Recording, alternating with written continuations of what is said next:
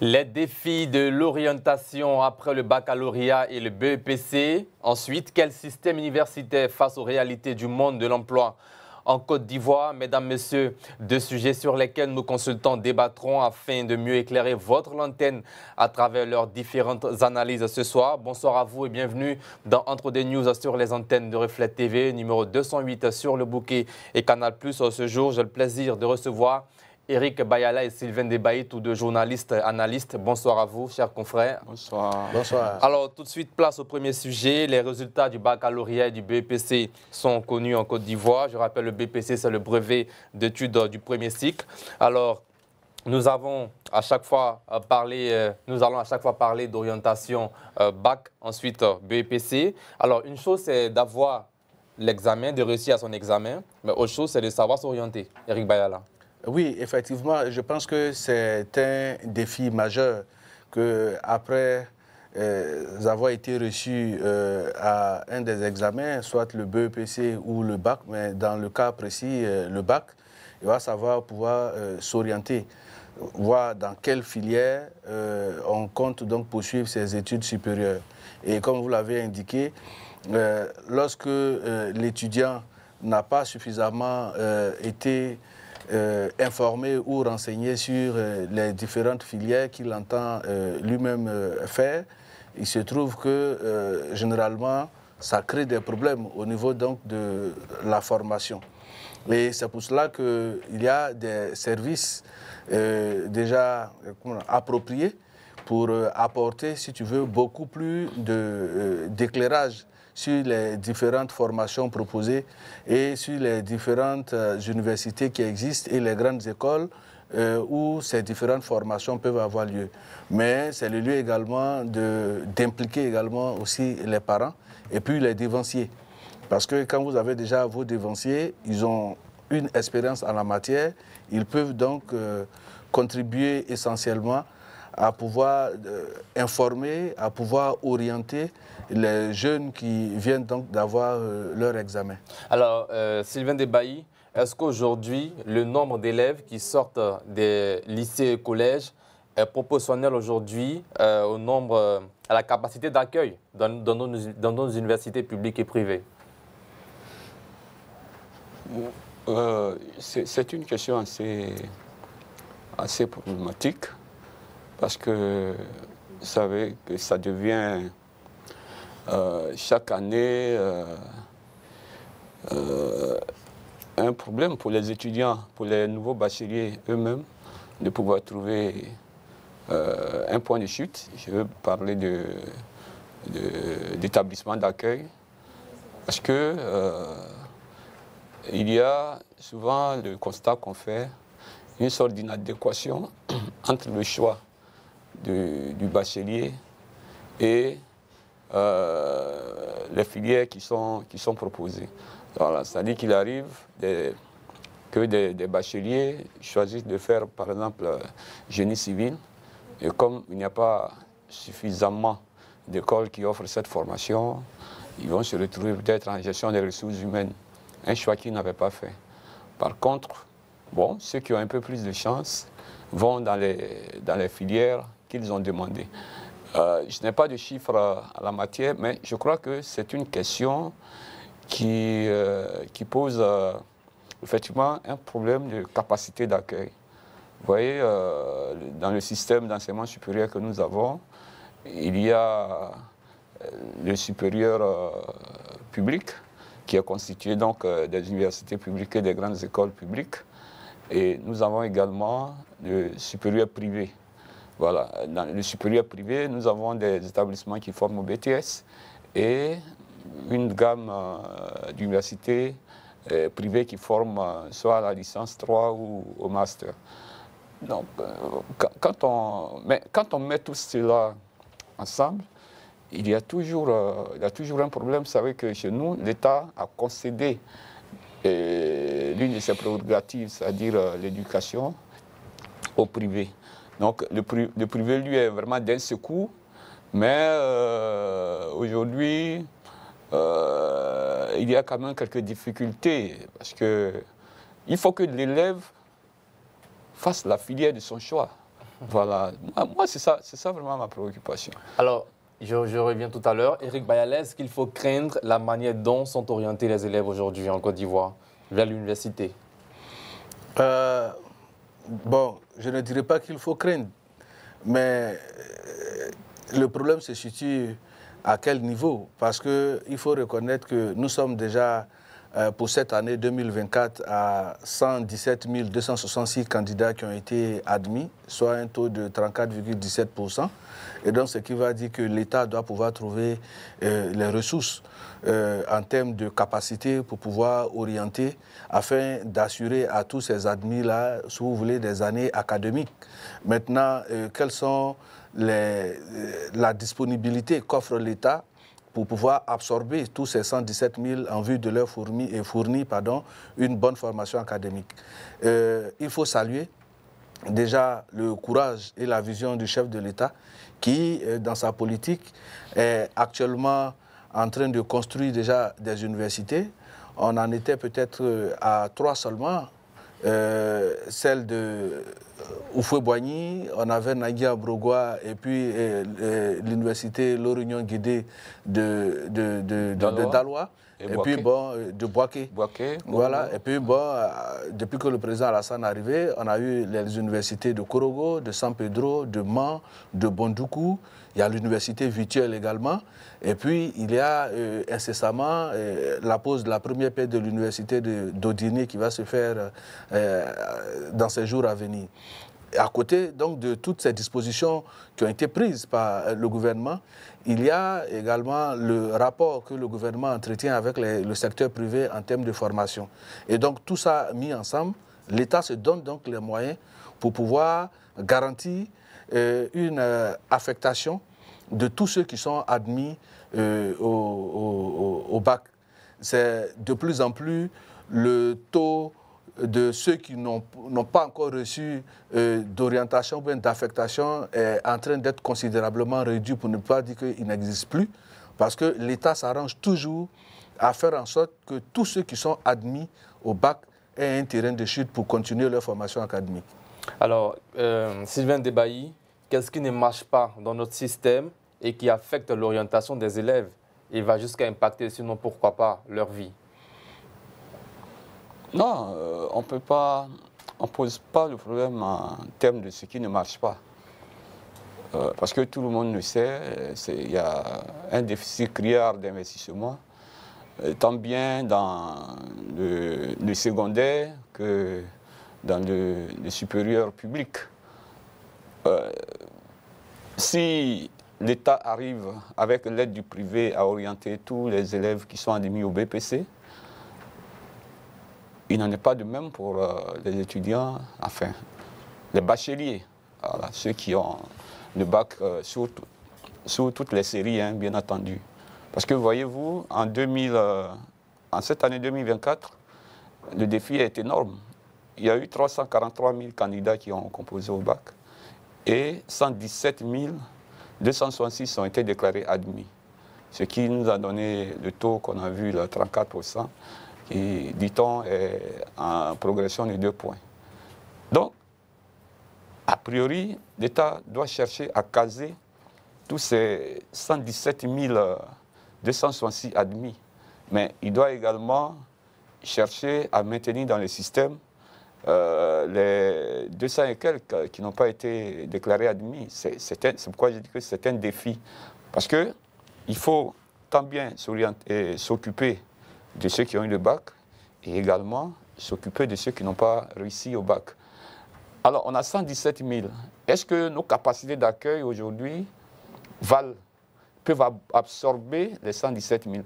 Parce que quand on prend le supérieur privé, et quand on prend même l'orientation telle qu'elle a été faite dans l'année 2021, par exemple, parce que ça, je tiens ça du porte-parole du gouvernement, c'était 49 712 étudiants et bacheliers qui avaient fait la préinscription. Et ces 49 712 ont été orientés au privé. C'est seulement, on va dire, dans l'ordre de 20 à 30% qui peuvent être orientés au supérieur public. Vous voyez que c'est un choix. Il y a donc difficulté dans le choix. Parce que autrefois, on avait la seule université de Cocody qui absorbait tout le lot de bacheliers en Côte d'Ivoire. Et puis, bien plus tard, on est arrivé à créer l'université de Bouaké. Et les unités de recherche et les unités d'enseignement supérieur qui lui étaient rattachées, notamment Korogo. Mais ce que nous ne comprenons pas, c'est que c'est au moment où il y a eu cette volonté de créer des universités que l'orientation devient de plus en plus difficile. Elle devient même problématique, comme je le soulignais tout à l'heure. Qu'est-ce qui complique l'orientation? Ben, il y a aussi la progression, le nombre croissant de bacheliers. Aujourd'hui, est-ce que l'on maîtrise les chiffres? Alors, est-ce que finalement le bac aussi n'est pas devenu un goulet d'étranglement de notre système éducatif? Parce que regardez un peu le taux d'échec. Vous avez 34% d'admis, un peu plus de 60% d'échecs. C'est énorme. Donc, il y a un travail à faire. Mais je pense que, comme nous parlons de l'orientation et donc de capacité d'accueil, il y a eu un retard d'investissement. Bon, l'État pense qu'il est en train de le rattraper, mais il faut vraiment un investissement vraiment volontariste, parce que mon cher Éric Bayala citait tout à l'heure les universités qui ont été créées sous le mandat du président Alassane Ouattara. Oui, il y a des infrastructures qui sont sorties des terres, il y a des universités. Hein, on les appelle universités, mais moi je les appelle des grandes écoles, parce que l'université, c'est fait pour absorber du monde, c'est fait pour absorber une grande partie des bacheliers. Je disais tout à l'heure, Cocody à l'époque absorbait à elle seule, l'université de Cocody, comme on l'appelait avant, qui est devenue aujourd'hui Félix Houphouët-Boigny, absorbait à elle seule près de 50 000 bacheliers. Aujourd'hui, les universités qui sont sorties, qui sont en pas de 9, en comptant les anciennes, regroupées, elles ne peuvent même pas absorber 50 000. Donc il y a un problème. Quand vous prenez l'université de Bondoukou, qui a ouvert, je crois, l'année dernière, c'est seulement 300 à 400, maximum 500 bacheliers qui ont été orientés. Et dans des filières nouvelles, bon, vous voyez, quand vous prenez Mans, il ne dépasse pas 500. Quand vous prenez San Pedro, c'est moins de 400 également. Alors, donc, ça ne suffit pas encore pour suivre la progression, sinon pour suivre les chiffres qui vont toujours croissant en ce qui concerne le nombre d'admis au bac. Donc, il y a encore des efforts d'investissement à faire. Alors pour vous, c'est bien de construire des universités, mais il faut augmenter la capacité d'accueil, c'est ça? Il faut augmenter la capacité d'accueil. Alors Éric Bayala, Sylvain Debaï met en cause la capacité d'accueil des universités récemment construites en Côte d'Ivoire. Oh, mais écoutez, moi je voudrais déjà saluer le mérite qu'il a eu de reconnaître que le président Alassane Ouattara a eu à construire des universités. Ah non, je ne suis pas son détracteur. Donc maintenant, on parle des réalités. Voilà. C'est une évidence. Et d'abord, ce qu'il faut déjà comprendre, c'est qu'il y a deux choses. Il s'agit de créer des universités, mais il s'agit de rapprocher, si vous voulez, la formation au niveau des populations. Il faut éviter qu'un bachelier qui a été admis à Gagnoa, par exemple, soit amené à aller à l'université, à Abidjan, loin de la famille, avec tout ce que cela comporte aujourd'hui, et puis avec les questions de démographie, les questions de déplacement, et puis le monde d'aujourd'hui n'est pas ce qu'il avait été hier. Et donc, dans la vision du président de la République, il faut rapprocher les universités auprès des bacheliers. D'abord, dans un premier temps, on essaie de cadrer l'ensemble de la Côte d'Ivoire pour permettre à chaque élève qui sort de la classe de terminale avec en poche le bac, qui puisse justement aller dans une université la plus proche possible. D'abord, c'est déjà un mérite à saluer et c'est cette vision-là qu'il faut voir. L'université même de Cocody, quand elle avait été créée, il y a eu bien évidemment des amphis supplémentaires qui ont été construits pour pouvoir permettre à ce que tout ce beau monde d'étudiants qui y arrivent puissent avoir des conditions adéquates pour leur formation. Les universités qui sont sorties de San Pedro, de Mans et de Bondoukou, d'abord pour absorber dans un premier temps, ce grand monde qui sort donc des classes de terminale avec le bac, comme je disais, en poche, il faut d'abord pallier à cela. Donc, s'il y a déjà des capacités de 500 places ou de 300 places ou de 400 places, autant les mettre déjà à disposition et puis continuer la construction de logements et d'amphithéâtres nouveaux qui puissent permettre au fur et à mesure d'accroître la capacité, si vous voulez, d'absorption de tous ces étudiants-là. Il ne faut pas peut-être attendre d'avoir une capacité de 50 000 places avant d'ouvrir les universités. Dès l'instant où on peut déjà avoir 500 places disponibles, on ouvre l'université, on absorbe déjà 500 personnes et au fur et à mesure, on continue. Et ça, je pense que c'est un modèle conçu et qui est réfléchi pour répondre à la question du moment. Alors, nous allons maintenant parler du BEPC parce qu'il nous reste moins de 10 minutes pour terminer cette première partie. Il y a des orientations dans l'enseignement technique qu'il ne faut pas omettre parce que nous avons un manque de communication qu'on constate dans le cadre de l'enseignement technique et professionnel qui est aujourd'hui pourtant une solution pour l'emploi des jeunes. Oui, justement, au niveau technique, il y a la construction, l'État a prévu la construction comme on dit, des centres de formation professionnelle qui sont en train progressivement de s'étendre sur tout l'étendue du territoire afin d'absorber également ces jeunes qui, après le BPC, pour la plupart, pour des raisons ou d'une autre, ne veulent pas continuer, mais veulent avoir une formation qualifiante. Et donc, c'est pour cela que l'État a entrepris de construire ces centres de formation professionnelle pour créer une certaine adéquation avec le monde de l'emploi. Et à ce niveau-là, vous parlez d'information, mais je pense que de plus en plus, il y a un ministère dédié à cela. Le ministère de la formation professionnelle qui est dirigé par M. le ministre Nguessan Kofi, que je salue au passage, pour dire que, effectivement, si l'État a détaché un département ministériel à cet effet, ça vous dit que l'État a compris de donner toutes les chances à tous ceux qui, une fois arrivés en classe de 3e, soit pour des raisons de moyens ou bien pour des raisons de volonté personnelle, qui ne veulent pas continuer, mais l'État a le devoir de pouvoir leur offrir une possibilité d'être compétitif sur le marché de l'emploi. Et c'est pour cela que les centres de formation professionnelle et les autres centres de formation pour mettre à niveau tous ceux qui sont sortis du système éducatif, de leur permettre d'avoir une formation qualifiante en vue d'être compétitif. Alors, allez-y, allez-y. Voilà, et donc c'est pour dire que beaucoup de choses à ce niveau-là véritablement est fait et les choses sont en train d'aller progressivement. Nous avons des chiffres intéressants parce que quand on prend l'ensemble des examens scolaires, c'est-à-dire que le CEP, le BPC et le BAC, on a tout mis ensemble, on se retrouve pratiquement à plus de 1 500 000 et quelques candidats, mais ce qui donne un taux de plus de 55,26% d'admis. Et donc, c'est ça que l'État regarde, pour dire que dans les examens scolaires, qu'est-ce qui a été fait?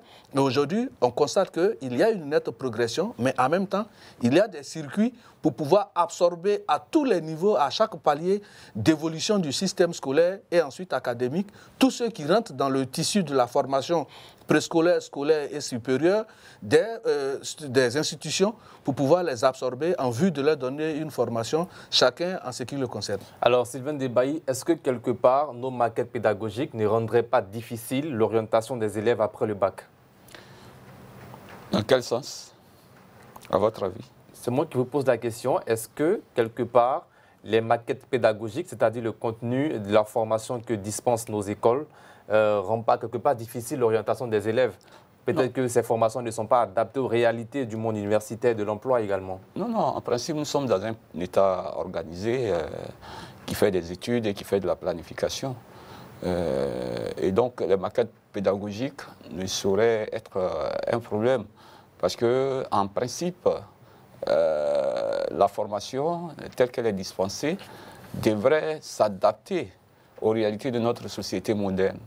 Quand je dis s'adapter, aujourd'hui, il y a, avec la technologie et le développement des TIC, il y a de nouvelles opportunités de formation. Donc, il appartient aux pédagogues, il appartient à ceux qui gèrent notre éducation nationale de se mettre toujours au goût du jour pour faire une sorte d'adaptation.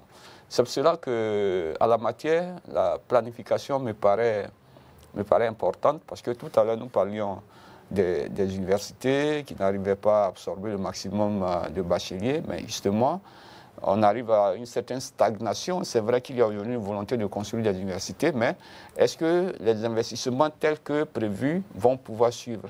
Parce que si on est arrivé à une crise de l'orientation, c'est parce que un certain nombre d'investissements prévus n'avaient pas été faits, en termes d'infrastructures surtout. Vous voyez, quand vous voyez les amphithéâtres bondés, quand vous voyez le nombre d'étudiants qui frappent aux portes des universités, on se rend tout de suite compte que du travail reste à faire. Maintenant, pour en revenir à l'ordre d'enseignement secondaire, comme vous parliez tout à l'heure de maquettes, voyons, il y a aujourd'hui la formation classique, celle qu'on dispensait, mais il faut orienter aujourd'hui la formation vers le besoin de notre société. On est confronté à la problématique du chômage, mais est-ce que l'école répond aujourd'hui, apporte des solutions à cette problématique? Quand on continue de former des étudiants et des élèves à la série A, des élèves à la série C, alors qu'il aurait fallu multiplier les centres de formation, multiplier les lycées techniques pour que les élèves, au sortir de ces ordres d'enseignement-là, puissent être opérationnels. Au Ghana, c'est ce qui se fait. On dit, quand ils arrivent ici, quand on te dit, mais toi, tu as un esprit ghanéen, ça veut dire quoi? Que tu sais tout faire. Mais ça s'apprend à l'école. Ce qu'ils font là, ils font ça à l'école. Déjà, sur les bancs de l'école, on apprend à être couturier, on apprend à être menuisier. Parce que, donc, si les mathématiques, ça ne va pas, bon, la couture, ça peut aller. Si la couture, ça ne va pas, peut-être que la mécanique, ça peut aller. Voilà. Donc, je crois que l'heure est venue de réorienter les différents programmes que nous avons et les différents investissements à faire. Il est heureux de constater qu'il y a un frémissement à ce niveau avec la création de plusieurs centres de formation. J'ai même assisté à la pose de la pierre du futur lycée professionnel d'Adaou. Mais je crois que l'avenir est dans la formation professionnelle. Et les jeunes gens qui sont sur les bancs des lycées et collèges doivent... il faut renforcer les structures, surtout d'orientation. Parce que quelqu'un parlait tout à l'heure des déficits d'information. Oui, quand on n'a pas suffisamment d'informations sur son devenir, sur ce qu'on veut faire réellement, il y a après un problème dans l'orientation même. Parce que le premier qui s'oriente, ça doit être l'élève lui-même, le bachelier. Quand il a le bac, qu'est-ce qu'il veut faire? Est-ce qu'il est suffisamment informé sur les filières qui s'offrent à lui quand il a le bac A, ou bien quand il a le bac D, ou bien quand il a le bac C ou bac E? Vous comprenez? Mais quand aucune possibilité ne lui est offerte, c'est-à-dire qu'il n'a que peut-être l'université pour pouvoir continuer son éducation, vous voyez que ça pose vraiment un problème d'inadéquation. Et donc, l'avenir est dans, Houphouët-Boigny l'avait déjà dit, l'avenir appartient à la science. Aujourd'hui, on peut même ajouter que l'avenir appartient à la technologie. Et donc, tous les investissements en matière d'éducation qui doivent être faits, pour ma part, doivent être orientés vers ces ordres d'enseignement, du professionnel, du technique, mais sans lâcher quand même l'enseignement classique comme on le voit avec ce qui existe actuellement. Eric Bayala, dernière question. En somme, que faire pour sauver ces milliers de jeunes chaque année afin de réussir leur orientation après le BEPC et le baccalauréat? Oui, mais comme je l'ai dit, il y a une volonté manifeste au niveau de l'État pour prendre les dispositions de sorte à permettre à tous ceux qui franchissent le pas, soit après le BPC ou après le bac, d'avoir une structure qui puisse les accueillir pour continuer leur formation. Justement, et à cause de ce nombre important d'étudiants et d'élèves qui arrivent, soit en classe de seconde ou après le bac, qui arrivent aux portes des universités. Et nous l'avons dit, l'État, en plus des dispositions que l'État a eu à prendre, l'État également en partenariat avec des établissements privés. Et l'État s'est investi pour revoir également tous les maquettes pédagogiques qui sont enseignées dans ces différentes universités-là, de sorte à ce qu'on puisse permettre à tous les étudiants qui arrivent, à tous les bacheliers, chacun en ce qui le concerne, d'avoir un terrain de chute en fonction de l'orientation de son choix ou en fonction de ce qu'il entend faire pour l'avenir. Et si vous avez vu qu'au niveau d'Abidjan, il fut un moment où toutes les universités, sinon certaines de ces grandes écoles et universités privées qui n'étaient pas conformes aux dispositions prévues par la loi en termes de réglementation, il y a eu certaines qui ont été fermées. Parce que l'État veut s'assurer non seulement de ce qu'il y a une disponibilité en termes de place pour absorber tous ces bacheliers, mais l'État également investit dans la qualité de la formation. Parce qu'il ne faut pas orienter pour orienter, il faut orienter en s'assurant que les structures qui vont accueillir ces bacheliers-là, ces bacheliers ont la compétence requise pour dispenser une qualification, une formation de qualité.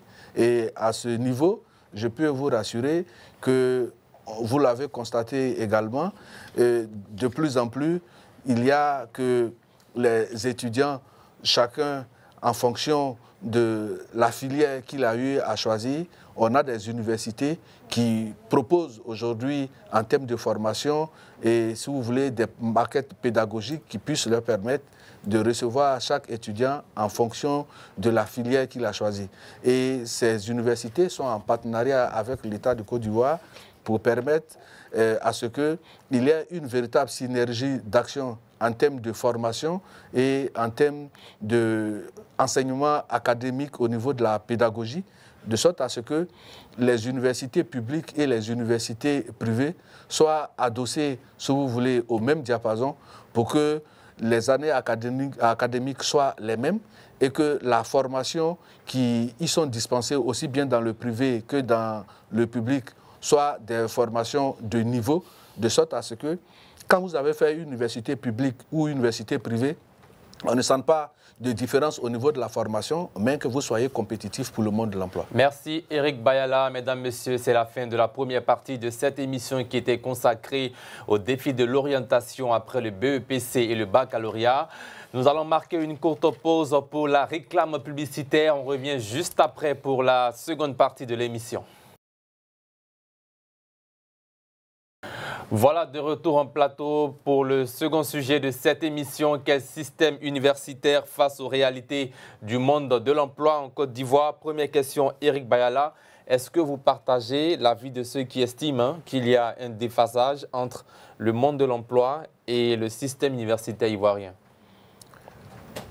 Oui, à ce niveau-là, il est clair qu'il y a un déphasage entre le monde de l'emploi et le système universitaire. Et je pense que c'est une question qui n'est pas inhérente seulement qu'à la Côte d'Ivoire.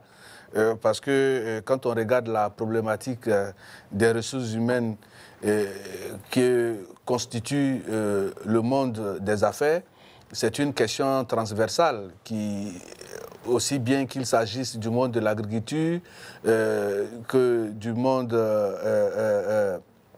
de l'industrie ou des services, il est clair qu'il y a une véritable problématique parce que les besoins même des industries sont des besoins qui ne sont pas fixes, ce sont des besoins qui sont croissants et ce qui fait qu'à chaque fois, on a cette impression, sinon on a le sentiment qu'il y a un déphasage, quand bien même que cela est vrai.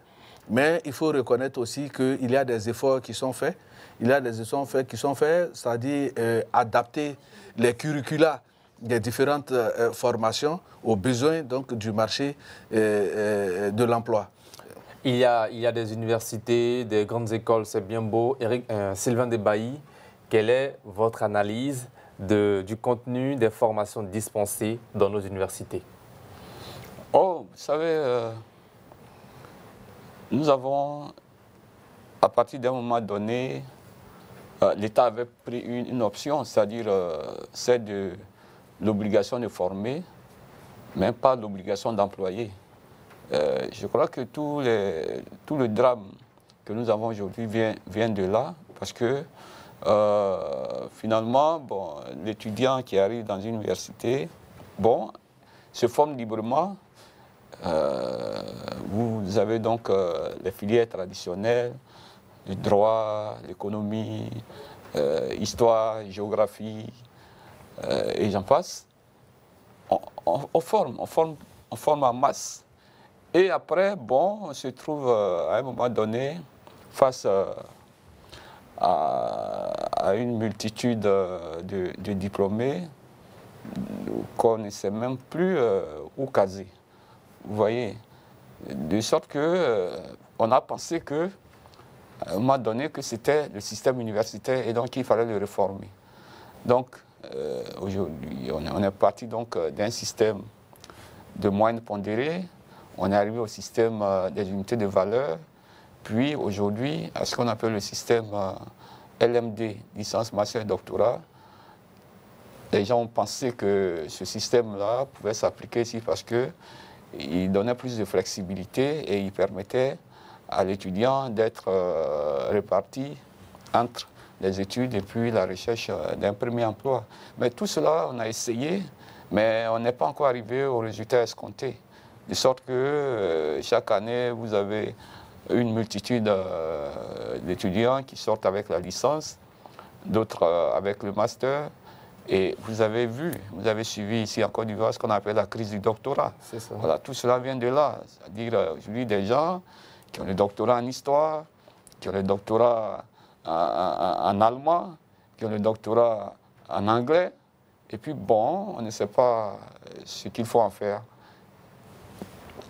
Ceux-là, ils vivent une frustration et on a donc assisté à ces grèves intempestives qu'on a vues des doctorants ou bien des docteurs, ceux qu'on appelle les diplômés sans emploi, les docteurs sans emploi qui ont pris la rue, qui ont tempêté. Bon, certains ont pu avoir peut-être des débouchés, mais le gros lot reste encore, en tout cas, en marge. Reste encore en marge. Pour vous, le véritable problème, c'est donc le système LMD? Non, je ne dis pas que c'est le système LMD. Parce que ceux qui l'ont implémenté ont peut-être vu ses avantages, mais comment il s'applique et quels sont les résultats auxquels on s'attendait? Est-ce qu'aujourd'hui, on peut sortir de notre université et puis être opérationnel? Je pense que j'ai été une fois à l'AGFOP suivre une conférence et là-bas, on apprend que la plupart des employeurs, la plupart des gros investisseurs qui arrivent ici en Côte d'Ivoire estiment qu'il y a une pénurie de main-d'œuvre. Est-ce que vous pouvez comprendre? Parce que de main-d'œuvre qualifiée, voilà. Voyez-vous, parce que vous avez une multitude de diplômés, mais qui ne sont pas opérationnels, qui ne peuvent même pas accomplir la moindre tâche. Ils ont les diplômes, mais ils ne peuvent pas faire la tâche. Vous voyez? Donc, il est difficile de leur trouver un emploi. Alors, que faire? Je crois qu'il faut changer la donne. Il faut que l'université puisse former à un emploi. Les anciens gouvernants avaient très tôt peut-être intégré la question, de sorte que sous le régime de Félix Houphouët-Boigny, à côté des universités, on avait créé les grandes écoles. Qui sont devenues plus tard les grandes écoles de l'INPHB. Oui, de ces écoles-là, des diplômés sortaient et ils étaient directement opérationnels dans les entreprises privées comme dans le secteur public et ils apportaient vraiment satisfaction. De sorte que l'INPHB, à un moment donné, est devenu une référence. Vous comprenez? Mais aujourd'hui, ce problème fait que j'en parle encore, l'inadéquation entre la formation et puis l'emploi fait qu'aujourd'hui même, nos universités ne sont même pas classées dans le hit parade des universités africaines. Nous aurons l'occasion de revenir sur ce point très important. Éric Bayala, on se demande qu'est-ce qui ne va pas ou ne va plus dans le système universitaire ivoirien. C'est devenu comme un slogan. L'université en Côte d'Ivoire, c'était mieux avant. Non, mais Je pense qu'il ne faut pas voir sur ce prisme-là la question que vous abordez. Et effectivement, l'université en Côte d'Ivoire a son rôle. Vous n'allez pas me dire que tous les étudiants qui sortent des universités publiques en Côte d'Ivoire n'ont pas d'emploi. Voilà, et vous savez avec moi que réfléchir de cette façon, c'est faux. Tous ceux qui sortent des universités, pas pour la plupart, et je ne vois même pas dans quel pays au monde où tous ceux qui sortent des universités ont un emploi du fait de l'État. Justement, la preuve, tous les Ivoiriens ne travaillent pas à la fonction publique, mais l'État crée les conditions de sorte à ce que le secteur privé puisse également accompagner la question de l'employabilité. Et c'est pour cela qu'il y a beaucoup de structuration, il y a beaucoup de dispositions qui sont prises en termes, on appelle ça, du monde des affaires, en termes donc de la fiscalité, pour permettre à ce que les investisseurs, sinon le secteur privé, puissent venir s'installer en Côte d'Ivoire pour créer cette dynamique-là, pour pouvoir absorber tous ces étudiants qui frappent à la porte du marché du travail. Mais comme je l'ai dit tantôt, il faut reconnaître qu'en Côte d'Ivoire, il y a eu une adaptation entre les curricula et les besoins des industries. Et aujourd'hui, il y a également l'État, pour pouvoir pallier à tout cela, a pris des dispositions en termes d'investissement dans la recherche, dans l'innovation, dans le développement, dans l'autonomisation.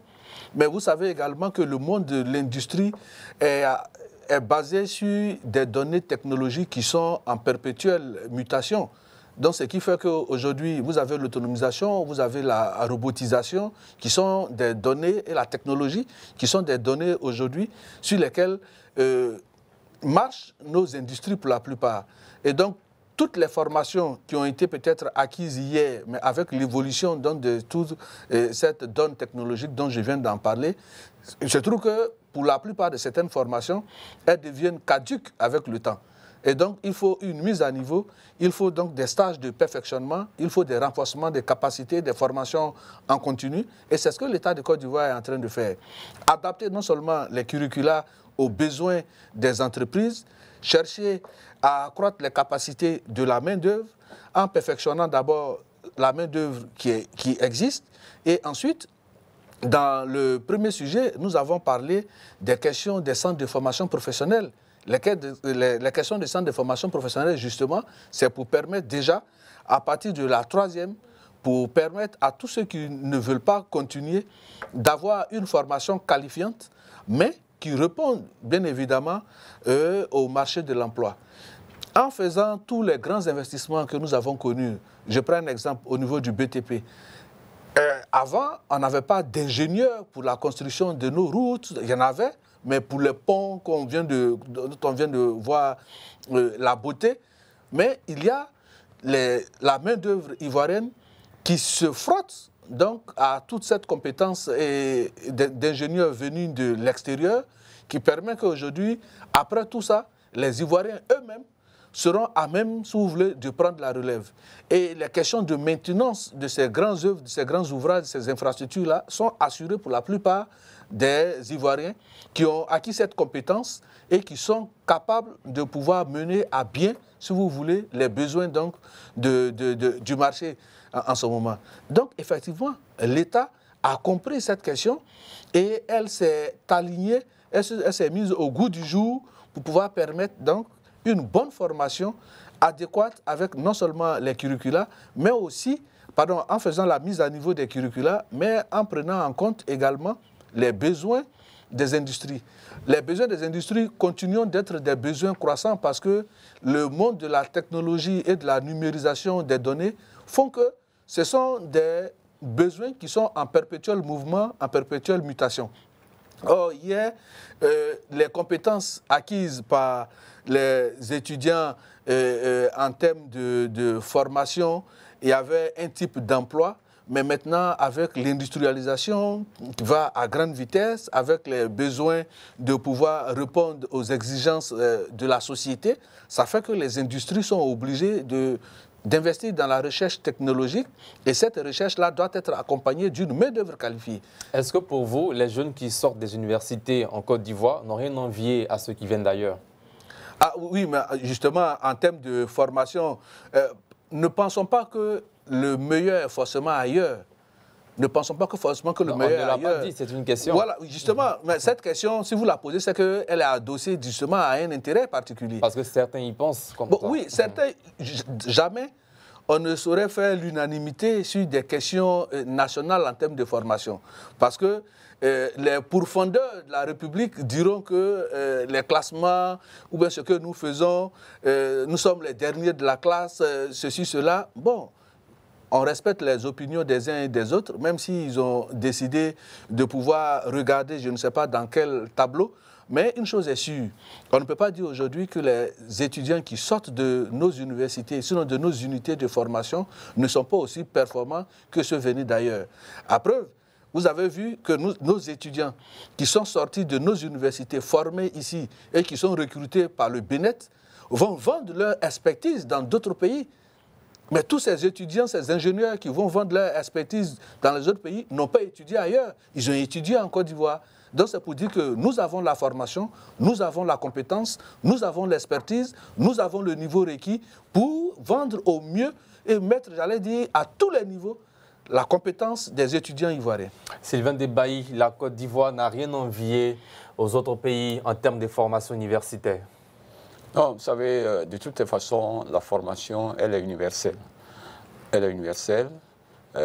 Quand vous faites ici les mathématiques, une identité remarquable en Côte d'Ivoire reste une identité remarquable en France, aux États-Unis. C'est le même contenu, mais il se la pose, qualité de la formation. Voilà, il se pose un problème non seulement de qualité, mais d'environnement aussi. Voilà, d'environnement et puis de politique. De politique d'éducation, vous comprenez, parce que on peut faire les mêmes matières ici en Côte d'Ivoire qu'en France, mais dans la façon d'administrer cet enseignement-là, c'est là que se trouve toute la différence. Vous avez des pays où, dès que vous sortez de l'université, c'était pour la formation donc théorique, mais il y a des stages qui vous sont donnés pour pouvoir faire votre formation pratique. Voilà, donc allier théorie et pratique, c'est ici souvent à ce niveau-là que nous pêchons. Si cela est possible dans les grandes écoles qui ont été conçues sur ce modèle, ce n'est pas encore le cas dans les universités où on vient, on fait un diplôme sur table et puis bon, on va se chercher, comme on le dit. Vous voyez, c'est une réflexion profonde qu'il faut, parce qu'on a beau implémenter les différents système UV, système LMD, mais tant que nous n'avons pas changé de cap, les résultats seront toujours ce qu'ils sont. Moi, donc, je suis d'accord que ce qui se fait ici, ce sont les mêmes enseignants qui dispensent les cours. Et puis aujourd'hui, le monde est si ouvert que vous pouvez être à l'université de Houphouët-Boigny de Cocody et puis prendre une formation à distance à Harvard ou à Cambridge. Vous comprenez? Donc, il ne devrait pas avoir de complexe. Il ne devrait pas avoir de complexe, mais il nous appartient, nous-mêmes, de valoriser ce que nous faisons, de valoriser nos enseignements, de valoriser nos étudiants et de ne pas pouvoir les laisser sur les bords.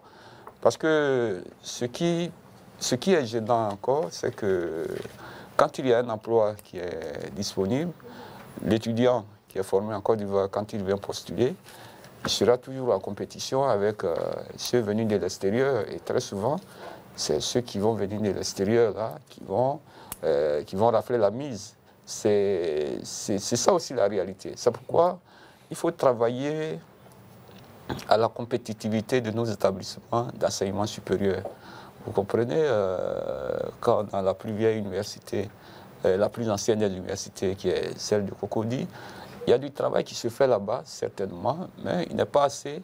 Ce travail-là, je veux dire, n'est pas assez valorisé, parce que c'est quand les travaux de recherche sont valorisés, quand on fait beaucoup de promotion des étudiants qui sortent de cet établissement-là, c'est en même temps une politique qui attire le regard des employeurs sur ce qui se fait là-bas. Mais ce n'est pas assez. Ce n'est pas assez et il faut mettre un accent particulier sur ça. il faut pallier le déficit d'infrastructures. Vous voyez, on peut avoir des étudiants qui sont en physique, chimie, mais qui ont des difficultés pour faire des travaux pratiques. Est-ce que vous pouvez comprendre ça? Hein? Qui ne peuvent pas faire des travaux pratiques de chimie parce que le matériel de laboratoire n'existait pas. Vous voyez, on peut bâtir les grosses infrastructures, on peut mettre les grands immeubles, tout ce que vous voulez, mais tant qu'on n'a pas répondu à ce besoin-là, on sera toujours à la traîne. C'est pour cela que je pense que ce qui se fait aujourd'hui, oui, il y a du travail qui se fait, mais il faut aller un peu plus loin. Il faut aller un peu plus loin, il ne faut pas se contenter du peu. Il ne faut pas se contenter du peu. Je veux dire, quand on a l'université de San Pedro, où moi j'ai regardé un peu, on y forme des étudiants dans le domaine du bâtiment. Mais alors, quand ils regardent des travaux de bâtiment, il faut faire confiance à ces étudiants-là, il faut leur donner ces travaux-là que d'aller chercher en Chine ou en France. Comprenez? Parce que tant qu'on fera ça, tant qu'il y aura des contrats, et puis ce sont les multinationales qui vont rafler ces contrats, venir avec leurs employés, qui vont exécuter même les moindres tâches, c'est-à-dire même conduire une grue sur un chantier, vous voyez que, moi je vois là qui sourit, vous verrez que on n'aura pas changé la donne parce que c'est aussi ça. Il a dit tout à l'heure que nos étudiants ou nos diplômés se frottaient à ces ingénieurs qui sont venus d'ailleurs. Oui, je suis d'accord, mais quand ils se sont frottés à ceux-là, le prochain pont ou bien la prochaine route, il faut la leur confier. Bien. Il faut la leur confier parce que très souvent, ce qui manque, on voit ces grands travaux d'infrastructure, mais ce qui manque, c'est le transfert de technologie. Parce que quand on a attribué des contrats, bon, ils font venir tout, mais qu'est-ce qu'ils laissent en retour? Rien du tout. Ils ne forment même pas nos étudiants ou nos techniciens qu'ils ont trouvés sur place. Quand ils ont fini, ils prennent tout et puis ils s'en vont. Il faut aussi permettre dans les différents codes, dans les différents contrats, qu'il y ait transfert des technologies. Alors, parlant de transfert de technologies, c'est aussi bon d'augmenter le fonds pour la recherche et l'innovation également, pour permettre aux chercheurs de pouvoir mieux former aussi les... Oui, la recherche et l'innovation restent encore un parent pauvre de notre système d'enseignement. Moi, je connais un peu ce monsieur qui fait du bon travail. Je veux parler du secrétaire général du fonds STI, le fonds pour l'innovation et la technologie, qui fait du bon travail, mais c'est encore minime. Vous voyez, quand vous avez moins d'1% encore du budget de l'enseignement supérieur qui est consacré à la recherche, dit qu'il y a encore problème. Pourtant, chaque année, quand les sessions sont ouvertes, c'est des dizaines de doctorants ou d'universitaires qui postulent et qui viennent souvent avec de très beaux projets qui sont financés, mais pas à une échelle qui puisse permettre d'enclencher un déclic. Bien, revenons à notre sujet. Il y a quelques minutes, Sylvain Debailly parlait du classement de la Côte d'Ivoire au niveau universitaire africain. Que pèse réellement la Côte d'Ivoire aujourd'hui sur le plan régional? Vous savez que sur le plan régional, la Côte d'Ivoire occupe une place de choix à tous les niveaux, au niveau économique, tout et tout. Mais justement, pour arriver à ça, il y a plusieurs domaines qui ont concouru à cette performance. Maintenant, au niveau de l'enseignement et de la formation, moi, c'est sur cet angle-là que je vais prendre la question et non me spécifier uniquement sur un quelconque classement que je peux trouver subjectif. Parce que les réalités ne sont pas les mêmes en termes non seulement d'habitants par pays. Quand vous prenez par exemple la Côte d'Ivoire qui a pratiquement plus de 30 millions d'habitants, et vous prenez le Togo qui se situe peut-être en 7 et 8 millions d'habitants, vous voyez que les besoins qui sont les nôtres ne sont pas forcément ceux de ces pays-là. Et en termes de formation, le moyen, sinon les moyens qui sont mis en place par l'État de Côte d'Ivoire pour pouvoir assurer une bonne formation. Et d'abord, il y a cette volonté politique en rendant d'abord l'école obligatoire pour dire que tout citoyen qui naît en Côte d'Ivoire a le droit de naître librement, mais il a aussi l'obligation de mourir entre griffes avec au moins un minimum. Sinon, comme j'allais dire, prêtez-moi le terme, bon, je me réoriente pour pouvoir vraiment extérioriser mon idée pour dire que ce à quoi je fais référence, pour dire que l'école est obligatoire et que tous ceux qui ont la chance, ce n'est plus une question de j'ai eu la chance d'aller à l'école, je n'ai pas eu la chance d'y aller. Aujourd'hui, quand vous êtes en âge d'aller à l'école, c'est obligatoire pour vous d'aller à l'école. Donc, parce qu'on avait dit que l'analphabète d'aujourd'hui, c'est celui qui ne se frottait pas au monde de l'informatique. Aujourd'hui, la Côte d'Ivoire, à travers cette politique de rendre l'école obligatoire, a accepté donc d'aligner tous ses enfants vers le monde de la connaissance. Et quand il y a eu cette volonté politique, il faut également accompagner cette volonté politique avec toutes les structures qui vont avec. Et vous savez, depuis le mandat du président Alassane Ouattara jusqu'à aujourd'hui, jamais un gouvernement avant lui n'a construit autant d'écoles primaires, écoles secondaires et d'universités.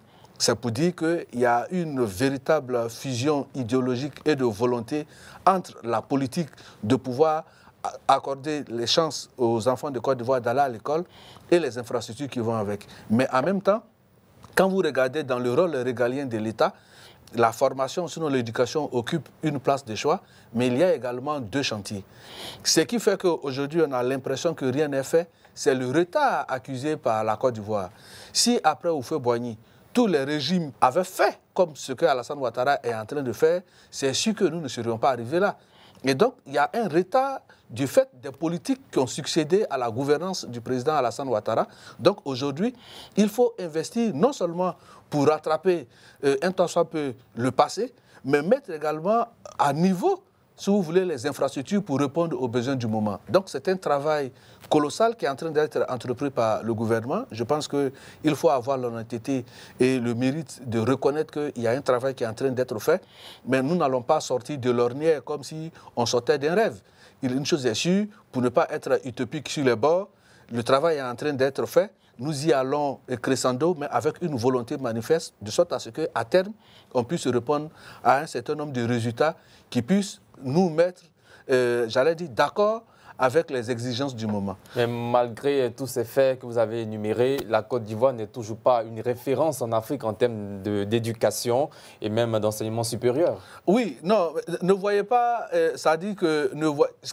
J'avais répondu à votre question, mais peut-être que vous n'avez pas saisi. Vous avez dit que c'était des classements subjectifs. Voilà, lorsque vous m'avez... Non, pas même ça là. Lorsque vous m'avez demandé est-ce que les étudiants ivoiriens avaient peut-être le même niveau que les Ivoiriens venus de l'extérieur, et je vous ai dit qu'en termes de formation, on ne peut pas dire que les Ivoiriens n'ont pas les compétences requises pour pouvoir répondre à un quelconque besoin de marché de l'emploi. Aussi bien de ceux qui sont sortis des autres universités que ceux sortis de nos universités. Donc, ça peut dire que quand on fait un classement pour dire qu'on n'est pas à niveau, mais voilà, il y a un facteur qu'il faut prendre en compte. Depuis combien d'années, la Côte d'Ivoire est restée dans des crises multiples. Et ces crises multiples... Il est annuel, hein. Il est resté dans des crises multiples. Mais justement, il est annuel. Non, j'en arrive. Le classement, il est annuel, bien évidemment. Bientôt 15 ans que ce gouvernement... Oui, le classement, c'est ce que je disais, j'expliquais tantôt. C'est ce que je disais tantôt. C'est-à-dire que quand vous êtes sorti d'une crise comme celle que la Côte d'Ivoire a connue, où il n'y a pratiquement rien et qu'il faut tout reconstruire, on ne devient pas le premier de la classe tout de suite. On ne devient pas, parce que le problème, ce n'est pas d'être premier. Le problème, c'est avoir la formation qu'il faut et puis se mettre à niveau progressivement. Les classements qui sont faits pour dire que nous ne sommes pas bien nantis ou bien logés en termes de classement. En un mot, vous mettez en cause le classement. Bon, je veux dire que sur la question, c'est vrai que les gens ont fait les classements, mais moi, je reconnais que à la formation, il y a des compétences requises ici en Côte d'Ivoire. Maintenant, quand on fait le classement des universités, si on se retrouve au bas du tableau, quels sont les paramètres qui sont convoqués pour pouvoir faire ces différents classements? Si c'est au niveau de ces paramètres-là, bon, là, ça reste à discuter. Mais si en termes de compétences, je suis sûr et focus là-dessus que nos étudiants sont aussi performants que ceux d'ailleurs. Dernière question, Sylvain Debailly. Eric Bayala parle d'un classement subjectif. Il dit que les réalités ne sont pas les mêmes d'un pays à un autre. C'est une réalité. Mais la Côte d'Ivoire reste quand même derrière dans le classement. Non, moi, je pense que quand on fait un classement, on met en ligne de compte des critères. Et tout le monde est d'accord sur les critères. Et puis, bon, on fait ce classement. Mais je peux le comprendre parce que parmi ceux qui font ces classements-là, bon, ce sont des structures. Hein, et ces structures-là ont leurs critères. Il y a par exemple le classement d'une structure africaine, il y a le classement également à l'échelle mondiale. Voilà. Donc, il y a un certain nombre de critères qui rentrent en ligne de compte. Mais ce classement peut peut-être paraître subjectif à ses yeux, mais il reste un indicateur d'une certaine faiblesse à notre niveau et il nous indique quels sont les efforts que nous avons à mettre en place pour mettre nos universités au même niveau de compétitivité que les universités qui sont régulièrement citées. Parce que les universités qui sont les mieux classées et qui reviennent chaque année dans ces classements-là, c'est toujours Abomey Calavi au Bénin, c'est Cheikh Anta Diop au Sénégal, c'est même tout près de nous ici, Kizerbo au Burkina Faso. On devrait aller à leur école. Comment ils font? Parce qu'il n'y a pas à pavoiser. Il faut être inscrit à l'université de Cocody pour voir que même dans l'administration, on a encore des problèmes d'organisation. Vous introduisez un dossier, l'étudiant qui arrive pour s'inscrire, il a tous les problèmes. C'est souvent la croix et la bannière. C'est souvent la croix et la bannière. Donc on n'a pas à faire une querelle d'allemand sur ces problèmes-là. Mais je crois que c'est des problèmes qu'il faut affronter. Comment on fait pour rendre nos universités compétitives? Et je crois que cette question-là préoccupe au plus haut le ministère de l'Enseignement supérieur qui fait des mains et des pieds pour que la Côte d'Ivoire classe au moins une université dans ces différents classements-là. Parce que la première institution d'enseignement supérieur qui est peut-être classée, c'est l'INPHB. C'est l'INPHB. Et mais quand vous arrivez là-bas, au moins, l'organisation qui y est faite montre à souhait que cette institution d'enseignement-là mérite de figurer dans les classements. Bien. Même si c'est dans les profondeurs, mais l'INPHB a quand même un certain mérite et nos universités devraient suivre cette forme d'organisation-là que de faire du surplace, que de rester à la traîne. Et je le dis et je le dénonce encore, même l'administration est encore un problème. Quand vous y arrivez, on ne sait pas qui fait, quoi. Quand vous voyez des scolarités qui sont, des services de scolarité qui sont engorgés, alors que nous sommes à l'ère de l'informatique où tout devrait aller vite, on est encore au manuel, on est encore à faire des rangs. C'est tout ça qui dégrade le classement. Merci Sylvain Debailly. C'est malheureusement la fin de cette seconde partie de l'émission. Nous avons épuisé nos deux sujets du jour. Place maintenant à la prochaine rubrique de l'émission, le carton rouge, rubrique dans laquelle nos consultants feront à tout rôle un coup de gueule sur des sujets qui leur tiennent à cœur. On revient juste après.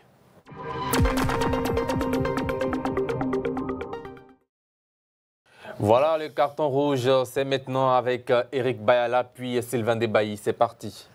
Oui, je donne carton rouge aujourd'hui à l'opposition ivoirienne.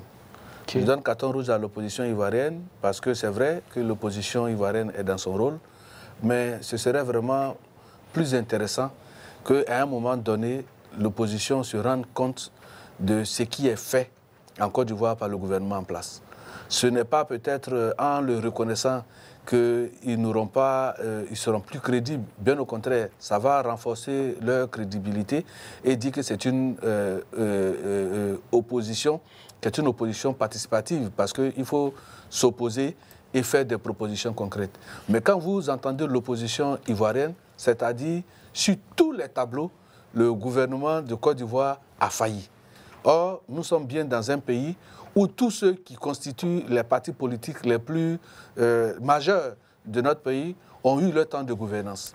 Et quand on se frotte les uns les autres, on sait qui pèse réellement mieux que qui et on sait qui a fait quoi. Et donc ça ne coûte rien, absolument rien, à un opposant, mieux à toute l'opposition, de reconnaître qu'il y a des efforts considérables qui sont faits, quand bien même que la perfection n'est pas de ce monde et qu'il y a des efforts à faire pour tendre vers la perfection, mais il y a lieu de reconnaître le peu qui est fait. Et je pense que ça sera à leur propre compte, ce sera au bénéfice de l'institution qu'est l'opposition, doit être normalement une institution, parce que c'est un contre-pouvoir qui non seulement dénonce, mais fait des propositions. Sylvain Debailly, réaction ou question, 1 minute maximum. Oh non, moi je pense que Rit Bayala doit accepter que nous soyons dans cette, ce que je pourrais appeler la dialectique pouvoir-opposition. Je ne sais pas dans quel pays un pouvoir, du moins une opposition a tresser des lauriers au pouvoir qu'il combat. Ah, c'est pas ce que j'ai dit, hein. C'est pas ce que j'ai dit. J'ai dit reconnaître le mérite. Quand tu dis reconnaître le mérite, c'est ça. Et puis j'appelle tresser des lauriers. On peut dire, c'est vrai, si ça ne va pas, mais on a constaté que quand même il y a eu une amélioration. Mais quand vous prenez tous les sujets, ça dit rien ne va du tout. Pourtant, c'est comme si on ne vivait pas en Côte d'Ivoire ensemble. Moi, je ne vois pas les choses dans ce sens parce que quand on écoute certains hommes politiques, ils ne sont pas toujours dans le négatif. Ils estiment que des efforts sont faits, mais on aurait pu améliorer. Je crois que le président du PDC, il faut être plus concret, a eu à faire remarquer cela dans ses différents discours. Maintenant, il faut l'accepter et puis corriger les choses. Il faut l'accepter et puis corriger les choses. C'est pas en dénonçant le comportement de l'opposition qu'on rend service. Je crois que l'opposition rend service, même quand elle dit que rien n'est fait, elle rend service, c'est-à-dire il appartient à ceux qui sont au pouvoir, donc aux gouvernants, de se rendre compte, de saisir ces différentes déclarations-là et puis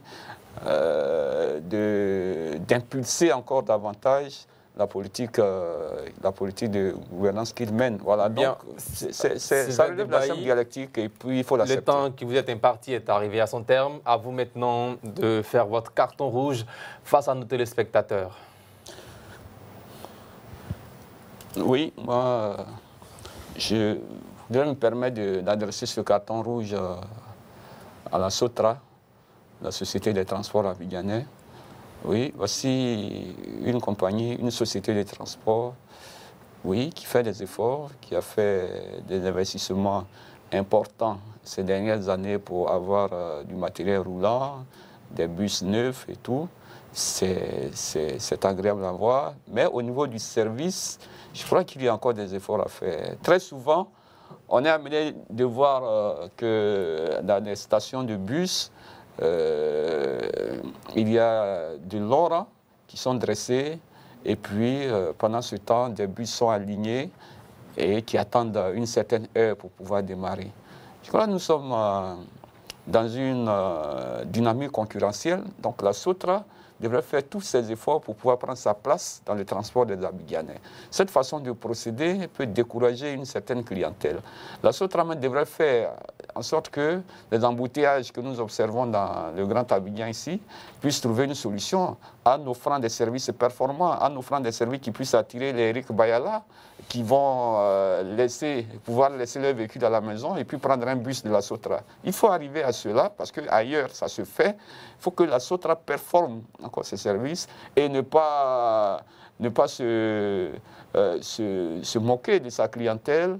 Parce que ne pas faire croire que c'est parce qu'on est pauvre qu'on vient prendre un bus, mais on vient prendre un bus parce qu'il nous rend des services, parce qu'il arrive dans un quartier où nous voudrions partir, où il y a des embouteillages, et que par le bus, on peut vite y arriver. Oui, moi je crois que ce service-là, il est possible, et il appartient à ceux qui dirigent cette société de pouvoir mettre en place tous les systèmes managériels pour arriver à une satisfaction totale de sa clientèle, parce qu'on en a besoin. Merci. Moi, je suis un usager du bus et je sais de quoi je parle. Merci. Et je le serai pour longtemps si la SOTRA me permet de tout lui faire confiance. Merci Sylvain Debailly. C'est le contraire ailleurs dans les pays développés, même des chefs d'entreprise de grandes multinationales empruntent le bus. Mais ce n'est pas le cas en Côte d'Ivoire, Eric Bayala. 30 secondes rapidement.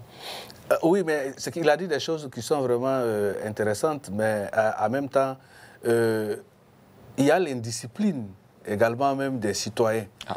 Il y a l'indiscipline des citoyens et de ceux qui ont emprunté le bus hier et qui aujourd'hui, quand ils ont un véhicule, ils ne se soucient plus de ce qu'ils ont emprunté le bus hier.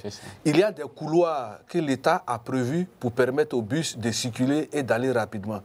Il se trouve qu'il y a des citoyens qui n'y ont pas droit, mais qui roulent là. Et qui fait que, généralement, le bus a un retard.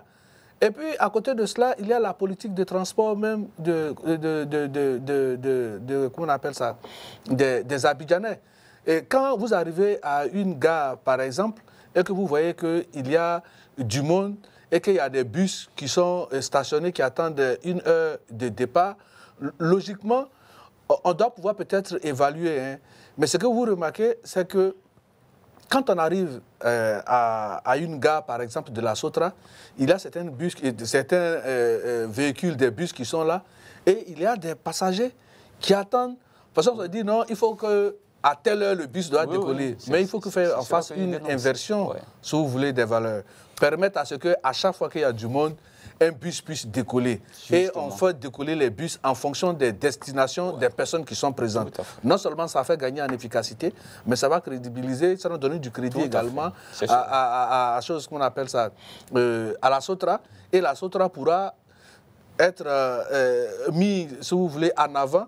Et ça va permettre de régler le problème de la circulation, de la concurrence avec les mini-bus, les mini-cars de transport qu'on appelle communément les baka. Tout le monde est d'accord que prendre un baka, c'est à risque, c'est risqué compte tenu de la manière dont les chauffeurs roulent. Mais pour la plupart, on n'a pas le choix. Mais si la SOTRA, à travers le service qu'il offre, la régularité, et permettre à ce que tous ceux qui arrivent à ces gares puissent vraiment décoller dans les 10-15 minutes qui arrivent en fonction des destinations, ça pourra être une solution alternative. Bien, place maintenant au chiffre du jour.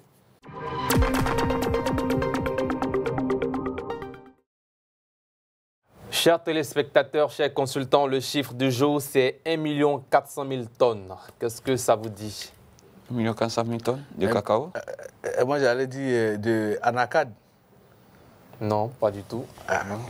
Alors, 1 400 000 tonnes, c'est la production de riz en Côte d'Ivoire qui est désormais à ce chiffre-là, selon le Premier ministre depuis 2023.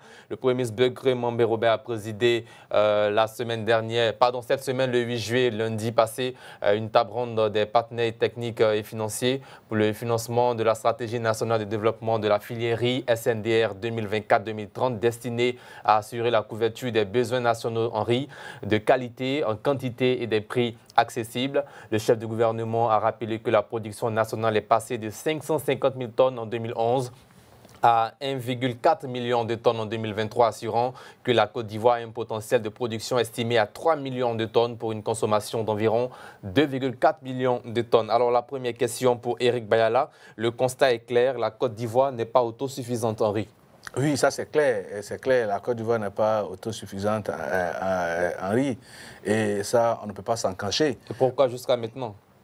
Non, mais il fut une époque où je pense, avec la création de tout ce qui est unerie et les usines, voilà, les sociétés uneries qu'on avait dans les années 80, ça avait permis à la Côte d'Ivoire d'avoir une autosuffisance alimentaire, mais ça a été malheureusement d'une courte durée parce que la politique n'a pas suivi et toutes ces entreprises qui étaient destinées à faire long feu, malheureusement, je le dis, à l'avènement du président Henri Konan Bédié, malgré ça, toutes ces entreprises-là sont tombées. Vous avez l'Unerie, Unicafé, la Sodepra, toutes ces entreprises-là, Agripac, toutes ces entreprises-là sont tombées. On ne sait pas pour quelles raisons. Mais justement, aujourd'hui, vous avez la politique du gouvernement à travers l'ADERI, l'Agence de développement de riz. Et si vous voyez, la production est en train de suivre avec l'acquisition de nouveaux intrants pour pouvoir permettre justement à la Côte d'Ivoire d'assurer son autosuffisance alimentaire. Mais à côté de cela, il y a également les formations qualifiantes dont je parlais tout à l'heure au niveau de l'agriculture pour qu'on ait des techniciens, on ait des praticiens de l'agriculture risicole pour permettre à ce que notre autosuffisance soit non seulement assurée, mais que ce soit une autosuffisance intemporelle qui traverse des temps, des générations, pour qu'on ne soit pas autosuffisant aujourd'hui et puis reconnaître l'expérience du passé.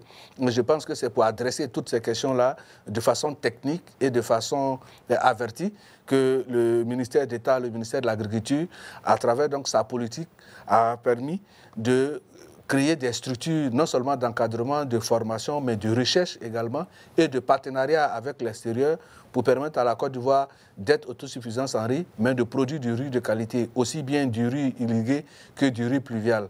Et parce que en termes de riz, c'est vrai que la Côte d'Ivoire a déjà de très bonnes qualités de riz. Quand vous prenez le riz d'Anané, qui est un riz pluvial, mais quand vous l'avez, ça n'a absolument rien à voir avec le riz parfumé de l'extérieur. Non seulement il est doux à la consommation, mais pour sa conservation également, vous n'avez pas de souci à vous faire. Bien. Et je pense qu'il faut saluer cette initiative prise par l'État pour garantir l'autosuffisance alimentaire. Je pense que ce sujet même fera l'objet d'une prochaine émission. Sylvain Debaï, dernière question. Il y a un déficit d'un peu plus d'1 million de tonnes. Oui, mais moi, la réalité est là. Et la réalité est celle-là. C'est pourquoi je ne me satisfais pas souvent de notre gouvernement qui se gargarise de chiffres. Et ça et là, bon. Je crois que le discours ne devait pas être aux chiffres. Le discours doit être à l'action, au concret. En Chine, on produit du riz.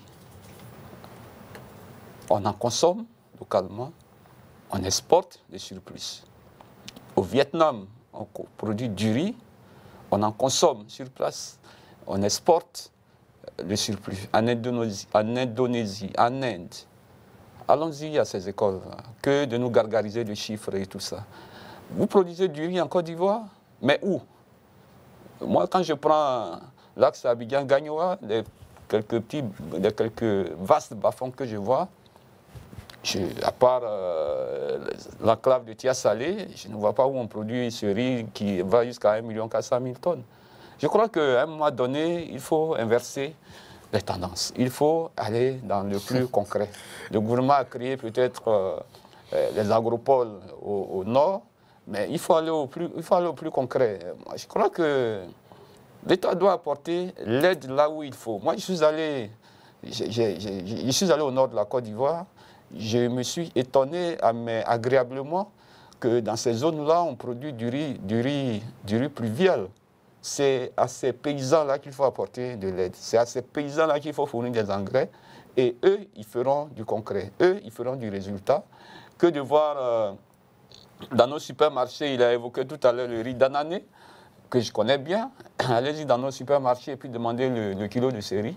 Vous êtes à 1000 francs, 1100 francs. C'est irréaliste pour une région, un pays qui a des terres riches, des terres sur lesquelles on peut produire abondamment de riz. Et quand vous venez voir ce spectacle, où, pour ne pas faire de la publicité, mais dans un supermarché de Yopougon, le kilo de riz qu'il a évoqué tout à l'heure, là, va se retrouver à 800 francs, 900 francs. Mais je crois que ce n'est pas normal. Pendant ce temps, le riz importé est à 700 francs et 600 francs le kilo. On fait très vite le choix. On fait très vite le choix. Et donc, je crois que l'heure est venue d'abandonner la politique des chiffres parce qu'on était en 2014 quand le gouvernement a parlé d'un investissement important dans ce secteur-là. Les chiffres ont quand même évolué de 550 000 tonnes en 2011 à 1,4 mais quelle était la consommation en 2011 2023 550 000 en 2011 Mais à cette époque-là, le kilo de riz coûtait 400 francs. Oui, mais en 2026 ou en 2030, la consommation également va augmenter. Voilà, mesdames et messieurs, c'est malheureusement la fin de cette émission. Il faut changer les efforts qui sont faits. Merci Eric Bayala. Le kilo de riz à 700 francs. Ça, c'est la réalité. Le temps est arrivé à son terme. Sylvain Debailly, Eric Bayala, merci à vous. C'est malheureusement la fin de cette émission. Nous aurons bien voulu continuer le débat, mais le débat peut se poursuivre chez vous à la maison, mesdames et messieurs. Nous aurons l'occasion de revenir sur ce sujet en termes de production de riz en Côte d'Ivoire. Portez-vous bien et rendez-vous jeudi, mercredi, mardi et lundi à 20h15 sur les antennes de Reflet TV. Bonsoir. Merci.